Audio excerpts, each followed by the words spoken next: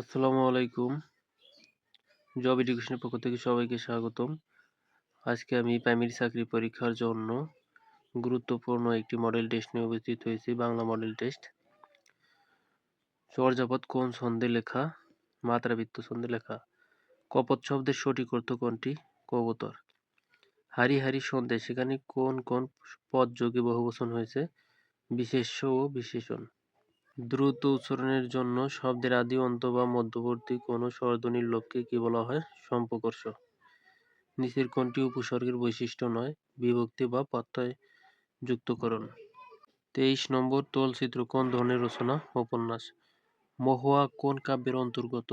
ময়মনসিংহ গীতিকা। বসন্ত কুমারী নাটক কার রচনা? মীর মশাররফ হোসেন। কোনটি জসীমউদ্দীনের কাব্য নয়? মাটির মায়া। কবর কবিতাটি প্রথম কোন পত্রিকায় প্রকাশ পায়? কল্লোল। যিনি ভালো ব্যাকরণ জানেন তিনি হলেন বৈয়াকরণ। কোনটি শুদ্ধ বানান বিশিষ্ট শব্দ? বুদ্ধিজীবী। উপবন শব্দটি কোন সমাস? অব্যয়ভাব সমাস। ছাত্ররা বল খেলে। বাক্যে নিম্নরেখ শব্দটি কোন কারকে কোন বিভক্তি? করণে শূন্য।